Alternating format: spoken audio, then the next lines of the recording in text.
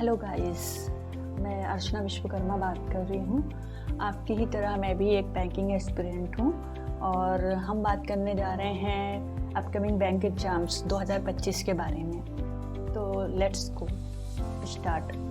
तो हमारे जो 2025 के एग्ज़ाम हैं, क्या हम टारगेट कर रहे हैं, तो अपकमिंग जो भी बैंक एग्ज़ाम्स हैं हम उसके बारे में बात करेंगे।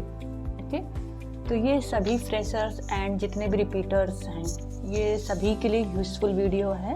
तो प्लीज़ चैनल को लाइक, शेयर एंड सब्सक्राइब ज़रूर करें। तो चलो स्टार्ट करते हैं। आपका जो फर्स्ट एग्ज़ाम देखने को मिलेगा वो मिलेगा आपको आरआरबी पीओ का, आईबीपीएस का, आईबीपीएस आरआरबी क्लर्क का, IBPS PO, IBPS SO, IBPS clerk, SBI PO, SBI clerk, RBI assistant, insurance exam, LIC AO. ठीक है, इसके अलावा और भी अदर्स एग्ज़ाम्स होते हैं। तो पहला हमें जो एग्ज़ाम देखने को मिलेगा 2025 का, वो मिलेगा IBPS RRB PO officer scale first का, जिसमें आपके 3 फेज़ होते हैं, प्रीलिम्स, मेंस एंड इंटरव्यू।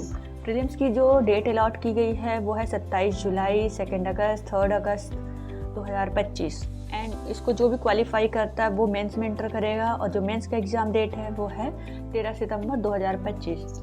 आप मेंस क्लियर करते हैं देन अपीयर होंगे इंटरव्यू के लिए। इंटरव्यू की डेट अभी अनाउंस नहीं की गई है, वो आफ्टर एग्ज़ाम ही होता है। अब बात करते हैं आईबीपीएस आरआरबी क्लर्क की। इसके बाद आपको ऑफिस असिस्टेंट के एग्ज़ाम मिलेंगे, जिसकी प्री डेट है आपका 30 अगस्त, 6 सितंबर, 7 सितंबर। और मेंस की जो डेट अलॉट की गई है वो है 9 नवंबर 2025। इसमें कोई भी इंटरव्यू नहीं होता, ये क्लर्कल लेवल के एग्ज़ाम्स होते हैं। जितने भी क्लर्कल लेवल के एग्ज़ाम्स होते हैं उसमें इंटरव्यू नहीं होता है। अब बात करते हैं आईबीपीएस पीओ की। इसमें जो प्रीलिम्स डेट अलॉट की गई है वो है 4 अक्टूबर, 5 अक्टूबर, 11 अक्टूबर। जो प्रीलिम्स क्वालिफाई करेगा वो मेंस में इंटर करेगा। मेंस की जो डेट अलॉट की गई है 29 नवंबर। उसके बाद आपको इंटरव्यू में अपीयर होना होगा। आफ्टर इंटरव्यू आप सेलेक्टेड हैं। इसके बाद है आईबीपीएस क्लर्क। लास्ट ईयर ही यानी 2024 में आपका आईबीपीएस क्लर्क का नेम चेंज हुआ है। इसको सीएसए यानी कि कस्टमर सर्विस एसोसिएट्स के नाम से आपका फॉर्म आएगा। और इसकी जो प्रीलिम्स डेट है वो है 6, 7, 13 और 14 दिसंबर। मेंस की जो एग्ज़ाम डेट है वो है 1 फरवरी 2026 को मेंस होगा। ठीक है, अब बात कर लेते हैं सिलेबस की। कि हमने ये तो देख लिया कि अपकमिंग एग्ज़ाम्स क्या हैं, क्या नहीं हैं। अब इसके बाद इसमें आपका सिलेबस क्या होगा, कि हमें मुझे क्या पढ़ना चाहिए। तो जितने भी फ्रेशर्स हैं वो ध्यान से सुने। पहला आपको इसमें जो टोटल सब्जेक्ट देखने को मिलेंगे उसमें है रीजनिंग है, क्वांट है, general awareness and financial awareness है, कंप्यूटर है और इंग्लिश लैंग्वेज और हिंदी है। आपका आरआरबी का एग्ज़ाम एक ऐसा एग्ज़ाम होता है जिसमें आपको इंग्लिश और हिंदी में चूज़ करने का ऑप्शन रहता है। जिसकी भी इंग्लिश वीक है या वो चाहता है नहीं मुझे हिंदी में एग्ज़ाम देना है, तो वो आरआरबी पीओ को टारगेट कर सकते हैं और क्लर्क को। ठीक है, अब हम सिलेबस की तरफ बढ़ते हैं। तो रीजनिंग में क्या आता है? रीजनिंग में आपका बेसिकली आता है alpha numeric series, coding decoding, inequalities, syllogism, blood relation, direction and distance, sitting arrangement, puzzles, data sufficiency, machine input output, logical reasoning. अभी मैंने जो आपको पजल्स तक का बताया है ये आपका प्रीलिम्स का सब्जेक्ट है, सिलेबस है। और डेटा सफिशिएंसी, मशीन इनपुट और लॉजिकल रीजनिंग ये एक्स्ट्रा पार्ट आपका मेंस में आ जाता है।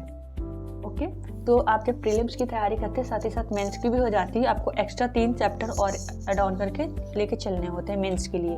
अब आते हैं हम क्वांट पे। क्वांट में आपका आता है, अगर आप पीओ लेवल का फॉर्म फिल करेंगे तो आपका अप्रॉक्सीमेशन आएगा और क्लर्कल लेवल में सिंप्लीफिकेशन आएगा। तो पूरा सिलेबस हम देख लेते हैं। Simplification, approximation, number series, inequality, data interpretation और अर्थमेटिक। ठीक है, अर्थमेटिक में क्या होगा, आपका रेशियो एंड प्रपोर्शन है, इसके अलावा एजेस है, परसेंटेज है, ये आता है, प्रोबेबिलिटी है, बहुत सारी सब्जेक्ट। अब आप अर्थमेटिक पढ़ेंगे तो उसमें मिल जाएंगे आपको।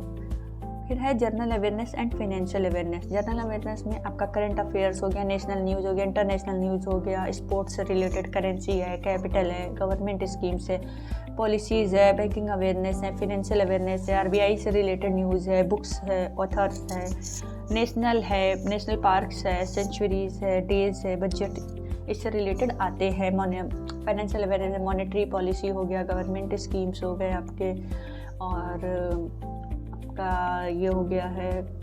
तो ये सारी चीज़ें हैं। बाकी आप फाइनेंशियल अवेयरनेस में पढ़ेंगे तो उसमें आपको पूरा सिलेबस टीचर कवर करा देते हैं।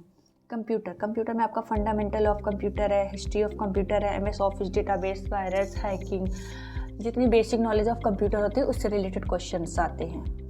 English language and Hindi language, जो भी स्टूडेंट इंग्लिश उनकी अच्छी है और वो इंग्लिश ऑप्ट करना चाहते हैं तो वो इंग्लिश चूज़ कर सकते हैं। जो इंग्लिश में वीक है या वो नहीं चाहते कि मैं इंग्लिश में करूँ, मुझे हिंदी मिल जाए ज़्यादा प्रेफर होगा, तो ये उनके लिए बेस्ट ऑप्शन है। तो जो भी मैं इंग्लिश में बता रही हूँ सेम इसका हिंदी में भी आता है। जैसे आरसी है, ग्रामर है, एरर है, fill in the blanks, misspelled words, jumbled sentence rearrangement, cloze test, antonyms, synonyms, one word, parajumble, starter and connector, ETC। Same इसी तरीके से हिंदी में क्या होता है, आपका पूरा पद्यांश होता है, एक पैसेज दिया रहता है, वहाँ से आपको रीड करने के बाद क्वेश्चन सॉल्व करने होते हैं। ग्रामर से रिलेटेड हो गया आपका, हिंदी में एरर हो गया, हिंदी में ये तो नहीं इंग्लिश में पूछी जाती है, ये सारी हिंदी में है। अब आते हैं पेपर पैटर्न। तो फिलहाल के लिए मैंने अभी सिर्फ RRB के एग्ज़ाम्स को ही टारगेट करते हुए मैंने वहाँ की डिटेल फिल की है, ठीक है। RRB में आपका 2 सब्जेक्ट आता है प्रीलिम्स में, रीजनिंग एंड क्वांट यानी न्यूमेरिकल एबिलिटी। 40 नंबर पे होते हैं, टोटल 80 मार्क्स का होता है। ड्यूरेशन होता है सेपरेटेड 25 मिनट आपका रीजनिंग के लिए और 20 मिनट आपका न्यूमेरिकल एबिलिटी के लिए, टोटल 45 मिनट्स। अभी ये रिसेंटली 2024 में चेंज हुआ है। अब आते हैं